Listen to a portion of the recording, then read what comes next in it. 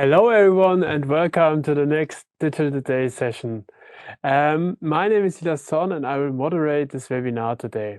Our topic today is designing efficient EVO charging system with C2000 MCUs. Our speaker today is Navaneeth Kumar, who is working at Texas Instruments. The webinar today is recorded and will be about 40 minutes long. After that, Navaneeth will turn to her questions and answer them live. So you can enter your questions in the Q&A tool anytime. This can be found at the bottom of the page on the right side. So now I'm wishing exciting webinar, an interesting webinar, and we can start with the recording. Hello, everybody, and welcome to today's TI live webinar about designing efficient EV charging systems with the C2000 real-time microcontrollers. I hope you can all hear and see me. And so my name is Antonio Faggio. I am field application engineer in Texas Instruments office in Italy, and I'm very happy to welcome you to this session today. As you can see, I am in the office, so excuse me for any background noise, but this is live. So, okay, so thank you for choosing our event. Today we are more than 500 engineers in this webinar.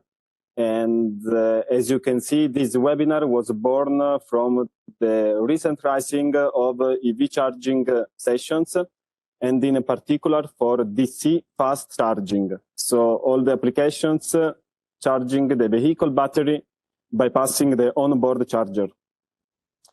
As you know, these applications require high-frequency switching devices, require wide bandgap devices, and the microcontroller need to allow accurate voltage and current measurements, faster execution of control algorithms, and enhanced PWM to allow real-time control.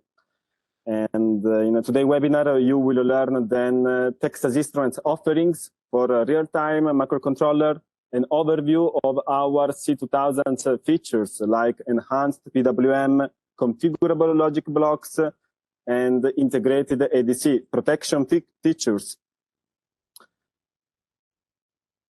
Today, for the webinar, we are not alone, but we are glad to work with Würth Elektronik, who will cover the EMC optimization and describe how to design an efficient power converter from an EMI point of view. And before giving the speech, before passing the ball to Navaneeth, I would like to tell you that we have a Christmas gift for today's webinar. So for whoever of you joining the webinar, and if you are interested in our C2000 microcontrollers, the new family, the F280013, that Navaneeth will then explain, you can send me an email directly to me or to your respective FAE, asking that you would like to receive free samples or free evaluation board for that particular microcontroller. And please specify the project you are looking to use that microcontroller for, and we can ship you free samples and free evaluation boards, which in this period is something really useful because they are coming from our fresh fab that we just opened in the 300mm wafer fab. Okay, so a brief introduction of the speakers. We have Navaneeth Kumar, who is the application manager from Texas Instruments C2000 real-time microcontroller with over than 20 years of experience in power converter designs, and he holds multiple patents, and he also published more than 50 Texas Instruments designs. Then we have Giuseppe Ballarin, field application manager from Würth Elektronik, and we partnered together with Würth Elektronik for the last 2 years, doing many webinars and also writing a book together with the University Polytechnic of Milan. And the book title is Introduction to Microcontroller Programming for Power Electronics Control Application. Okay, so if you have any questions, please write them in the Q&A chat. I will try to answer all your questions about Texas Instruments components, and then we can also have 10 minutes of a Q&A at the end of the webinar. And for the introduction, it's all. I will pass the ball to my colleague Navaneeth. Thank you. Thank you, Antonio. So today we are going to have a quick look at the EV charging topologies, and then subsequently also look at how microcontroller features impact the efficient designing of the power converters. So let's start with the a quick look at the different charging solutions. Primarily, we classify into AC and DC, and the focus is more going to be on the DC charging for obvious reasons. So they are highly powerful, they can charge quick, and they can be built into modular structure. We can have multiple power converters in series parallel combinations to reach to 150, 200, and 300 kilowatt power levels. And it also offers the ability to support 400 volt or 800 volt battery systems. And beyond that, it can also offer a vehicle to grid power transfer facility, right? So we are going to look at the power topologies which would enable V2G.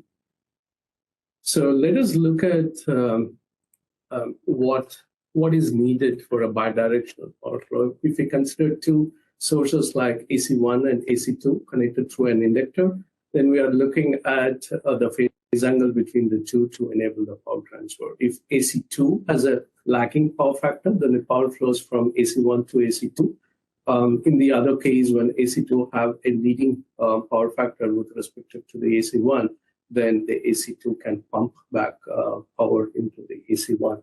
So we are leveraging these fundamental principles and trying to apply within the vehicle to grid concept. So now when we talk about the vehicle to grid unit, it has a couple of power converters, primarily AC to DC and DC to DC. Together with those two power converters, combined with a car battery, we would translate that into one of the AC source. Let's consider that as an AC2. AC1 is typically the grid, right? So now, what we do in terms of power conversion is that we have a front-end PFC, which could either be unidirectional or a bidirectional, typically bidirectional in case of an V2G case. And it could be built with any of the topologies like active front-end with 2-level or 3-level with IGBTs or silicon carbide, followed by a bidirectional DC-DC. Today, we are going to focus more on the dual active bridge. And subsequently, we have the car battery connected to the DAP converter. So that's how the bidirectional power flow converter would look like.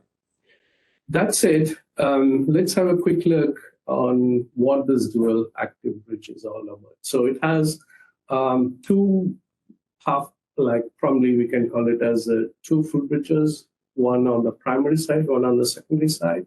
And those two bridges are connected through an inductor, transformer, and in certain cases, the DC blocking cap for voltage mode applications. In this particular use case, we are considering a 10 kilowatt output power. On the primary side, we are having an 800 volt from the PFC, and the car battery could be in the order of 400 to 500 volts. Now, leveraging the power flow concept, what we are going to do is to create a phase shift between the primary and the secondary bridge, which would enable us to either charge the battery or discharge the battery. Now, we have 4 switches on each side of the bridge, and it becomes important to specify which is the reference for us for the phase shift, right? So the red box you see in here, that would be considered as the reference switch. And if we look within the primary, then we are, within the half bridge, we are operating it complementary. and the other half would also be operating 180 degrees out of phase with respect to the first bridge.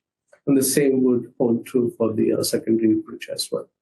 Now, looking at this waveform, we are producing a 50% duty cycle square wave from each bridge, which are phase shifted by a certain angle. And if the secondary bridge is lagging, then we are charging the battery. And if the secondary bridge is having a leading power factor, then we are basically discharging the battery.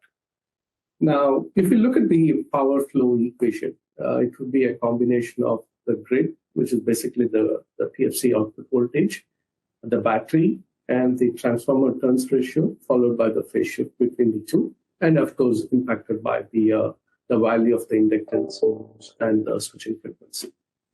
We could also use a different notation for the same power equation with the concept of a duty cycle, where we consider the phase angle with respect to the phi, and then we can simplify the power equation here. Now, let's also look at some of the key thought process which goes inside in coming up with a specific value for different components in the system, and also the parameters in here, right? If you start with, we just know the input voltage, output voltage, power level, but then that leaves us what frequency do I need to operate, what inductance value do I need to use, what phase shift do I need to use, and a lot more, right? And this is where a high-level analysis and trade-off comes into the picture. So we would make one assumption here that the phase shift would be restricted to 25 degrees instead of 90, which can be the max, with an intent to reduce the ripple current in the system. Now let's look at the other thing, right? If we consider 25 degrees as the maximum phase shift, then we can plot a graph which shows that how the inductance will change with respect to the frequency. Now, most cases we think it would be linear, but if you look at the way the power equation is structured, it's going to be kind of an exponential curve, right? So if you move from 300 to 500 kilohertz, not much reduction with the inductance, whereas if you move from say 50 kilohertz to 100 kilohertz, we see a good drop in inductance value. But now we cannot go with a lower value of inductance, because that would also means that the phase shift would go down to, say, 10 degrees for the full power level, which becomes too tight to have a precise power control. So there is always a trade-off region between the amount of ripple current being tolerated, which actually translates to efficiency, versus the amount of phase shift we'll be able to accommodate within the system. So in this particular use case, we are taking a 100 kilohertz switching frequency with 35 microhenry as the inductor value. Now, the DC blocking cap is something not needed for a current mode control, but in our case, we just had it. We have been trying with the voltage mode control as well. So one way to choose the value of the cap is to make sure that the drop across the cap is like almost 100 times lesser, and that would translate into approximately 7 microfarad. Now, we have come up with a value for the inductance and the frequency. The turns ratio is still open. And if you look at the this particular graph, which shows the voltage ratio versus the output power, as long as we are operating at the nominal voltage levels, then we can expect ZVS happening. Whereas the moment we move from the nominal either to the left side or to the right side, then one of the bridges would start experiencing a hard switching. And that would also happen when we go low at the output power levels. And this phenomenon will change depending upon the value of the inductor we use. And one thing we could note here is that if we use a higher value of inductance, say 120 microhenry, then we can achieve a much larger range of the soft switching region. And if we go less with the inductance, then we would have much lower ZBS range.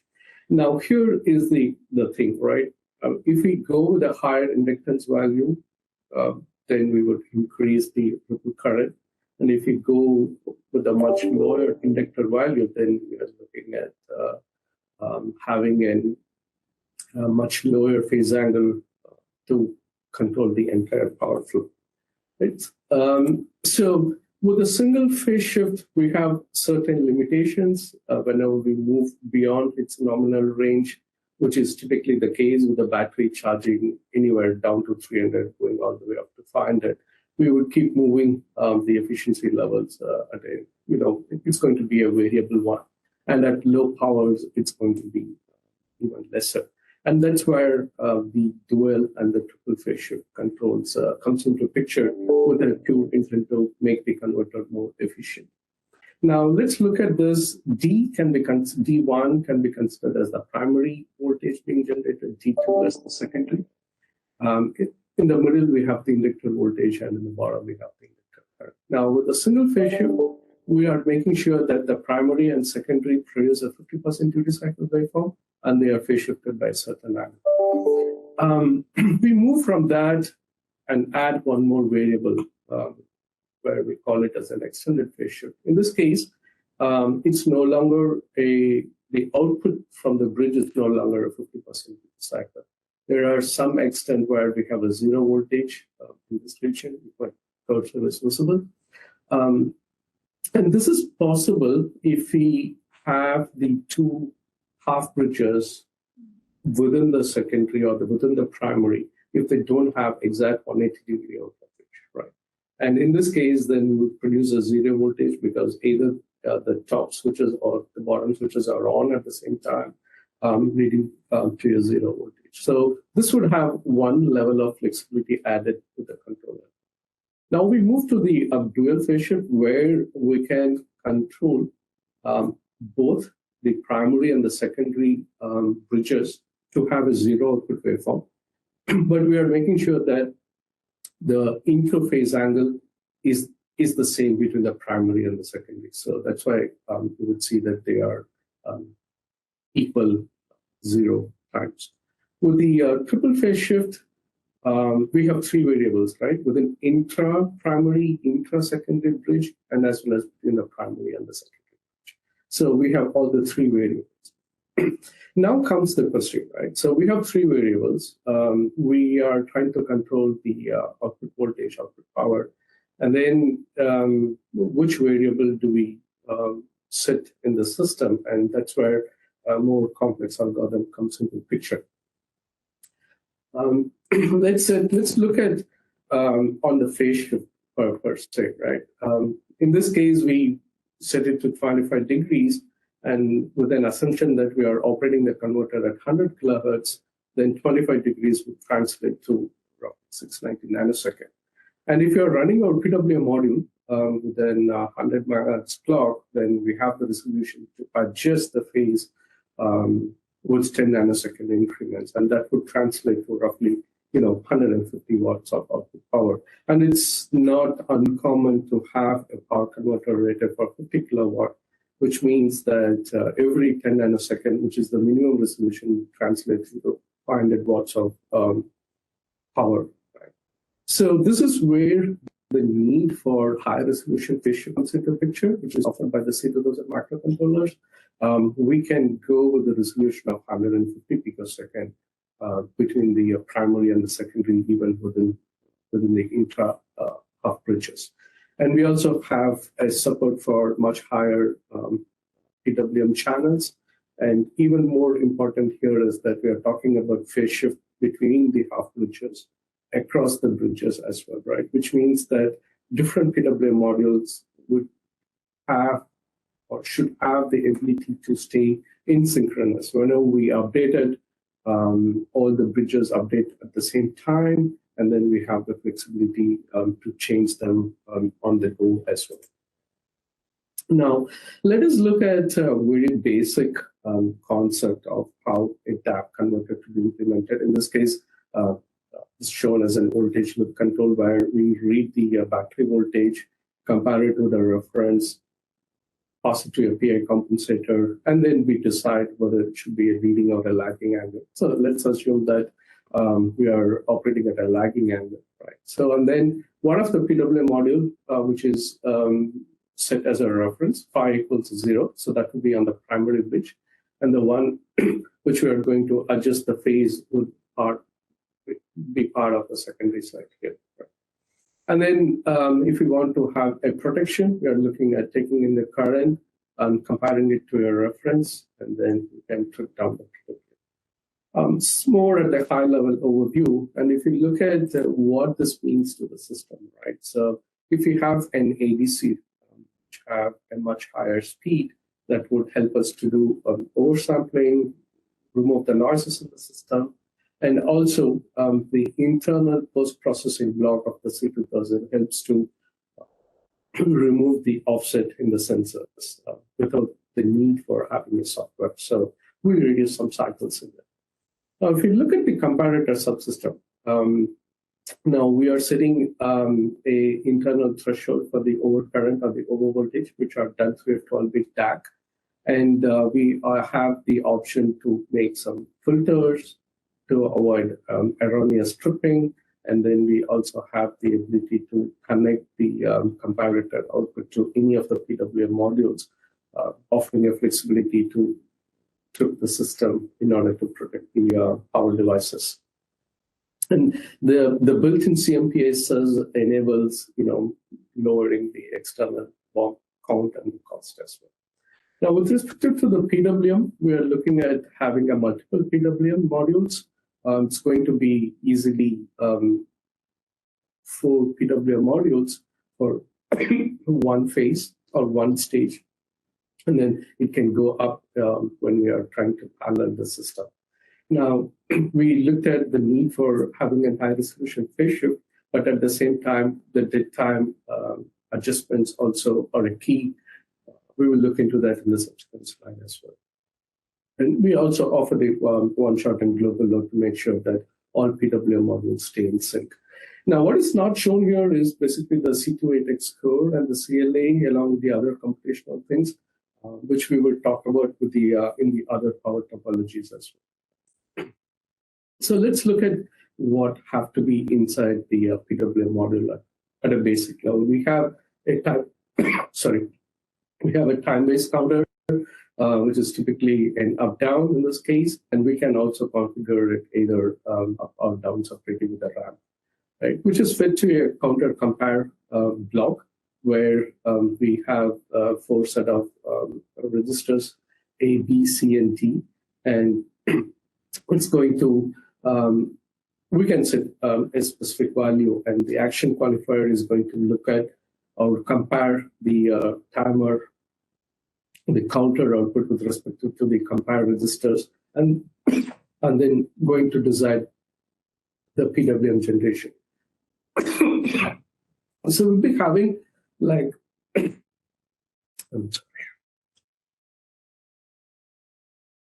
we'll be having like ability to generate 2 PWMs, A and B, or we can generate one PWM A, feed it to a deadband generator, which could produce a complementary signal as well.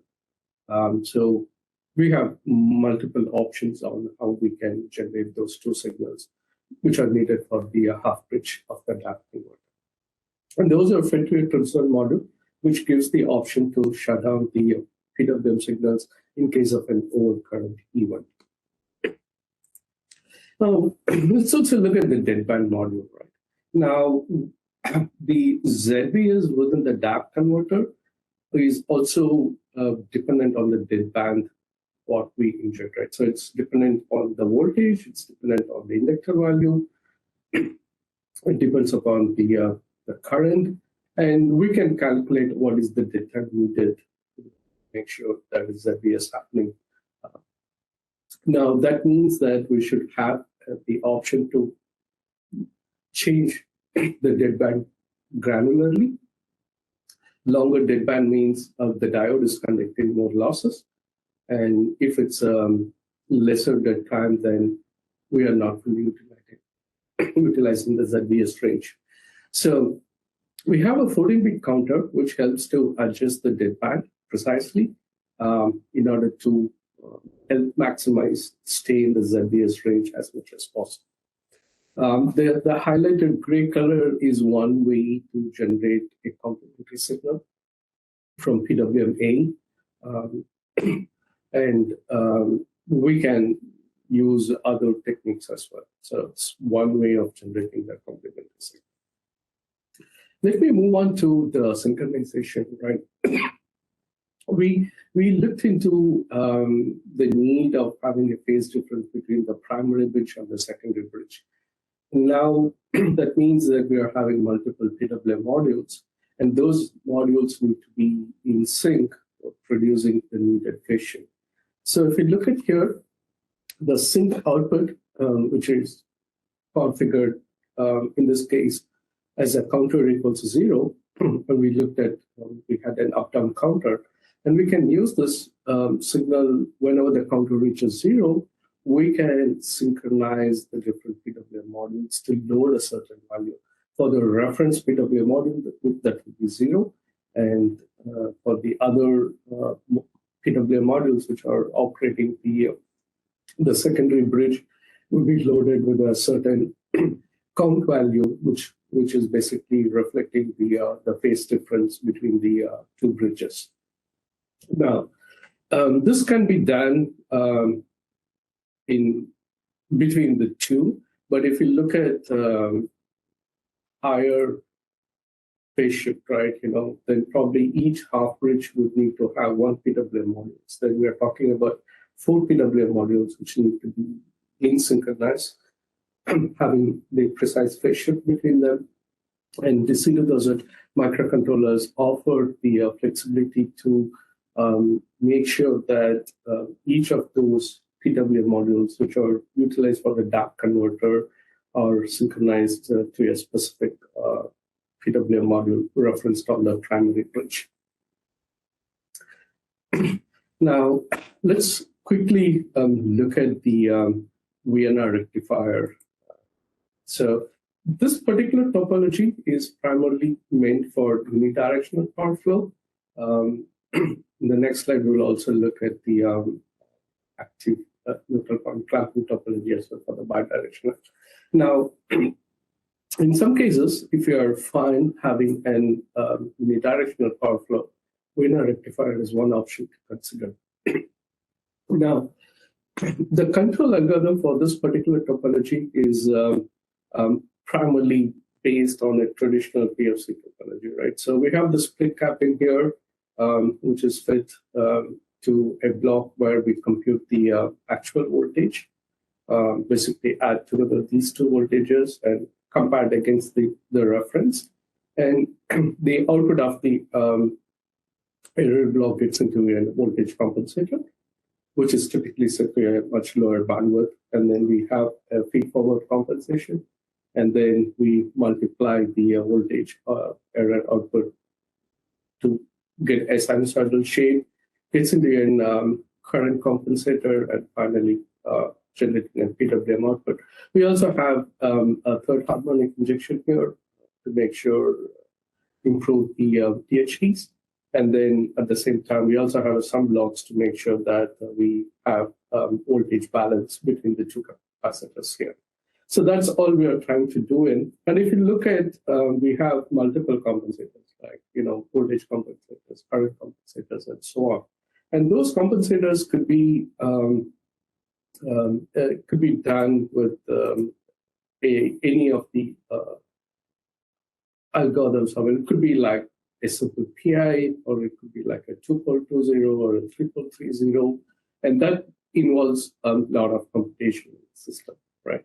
And that's where the CLA, the control law accelerator, comes into picture, where if you look at the execution of the 2.20 compensator, then we can do it much faster compared to executing within the code. And that's going to help us save bandwidth. That's going to help us push up the switching frequency. and that would also help in having multiple converters, if at all, operating in parallel, so that we can have sufficient time to control all the power stages. Now, let me also quickly walk through the active neutral point clamping.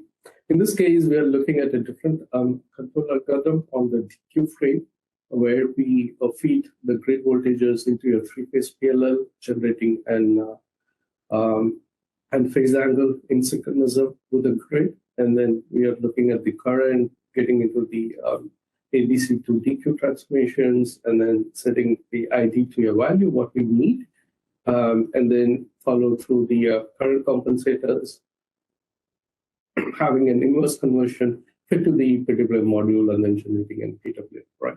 Now we are talking about doing a lot of sine cosine multiplications into the Park and Clark transformations. And those transformations could be, the cycle intensive. And that's where the built-in trigonometric math unit of the C2000 controllers come in very handy. They are very efficient. They could offer like 85% improvement in how quick we could execute those sine and cosine multiplications. So this is one part where the C2000 devices can help speed up the computation. Let's also look at another critical block, which is called as a CLB, configurable logic blocks, which is shortened as a CLB. And let us look at what that can help in the system. Now, if you look at the active neutral point clamp inverters, we have multiple switches within one half bridge, and there are certain sequence to be met in the event of shutdown, right? If we have an overcurrent event, we cannot arbitrarily go and shut down all the devices in one go, and that would violate the VDS rating of the devices, given the nature of how the converter is constructed. So we need to make sure that the outer switches are turned off first, and then we turn off the inner switches. And we have to follow the sequence depending upon whether we are in the positive half cycle or in the negative half cycle. So earlier we looked at the current signals can go to the comparator subsystem within the C2000, and that can trip the PWM module independently. Whereas in this case, we need to make sure that those trip sequence happen in a particular need to be follow a particular sequence, right? And that's where the configurable logic block comes into picture. So we can feed in the output of the PWM into the configuration logic block, and that block can help us do the shutdown sequence whenever there is an overcurrent or any event which needs the shutdown of the inverter. So within the CLB, it has lookup tables. It has a finite state machine, few counter blocks, and it also has a small controller which manages all these blocks together. And we can configure these blocks to perform any function. And one of that function is basically the shutdown sequence, right? And what that means at the larger system level is that we don't need to use an external gates or external CPLD. Everything can be within the C2000 microcontroller, again, with an aim to bring down the system cost with all the protections built in, which are needed for the AMPC, or for that matter, in multi-level inverters. Now, let's quickly look at the C2000. We have a very broad family, offering anywhere between 60 MIPS going all the way up to 900 MIPS. The key thing here is that depending upon the number of PWM modules needed, depending upon the computational capability needed, and the peripherals, packages, the memory, there is a broad mix of devices available. SAR ADC or the delta sigma modulator, or if you're looking at one CPU may not be good enough, I'm looking for two CPU or two CLAs. We have a broad mix of components, the peripherals, and with an option to pick one among them. Right? Now, we also look at the ecosystem, right? We can take a launchpad, which have at that minimum peripherals connected to the output to start with, explore how the device works, and we can go all the way up to taking a complete reference design and trying to experiment how to leverage the different peripherals of the C2000 device and how to enhance the performance as well. Now, we also have the software development kit, one primarily meant for the drivers for our peripheral, and then we also have application specific, in this case, digital power SDK, which would offer the PLL libraries and power measurement libraries, just to name a few, as part of the digital power SDKs. If you look at one device as an example, right? So we are looking at a core operating at 120 megahertz. But if you look at the real-time performance, what that means is from the time we sense the ADC read into the C28X core, perform the algorithm, write it into the PWM module, and then we have an output. That's going to be much faster as they're tightly controlled.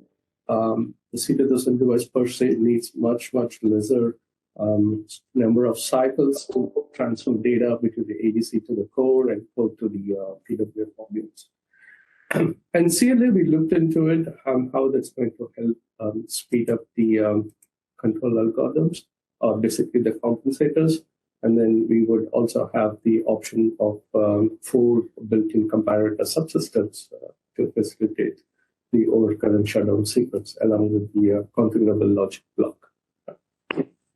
So these blocks at a higher level, then this will change between the devices, and that's where the broad portfolio comes into picture.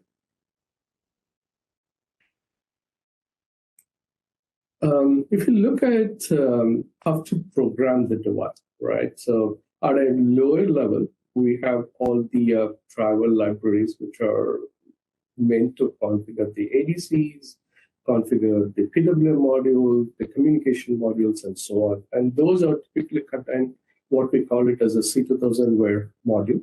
And if we go one level up, and that's where we talk about the digital power and motor controllers comes into picture. And apart from that, we also have a separate software test library and the diagnostic libraries as well. Now, how do we get started with it, right? Like,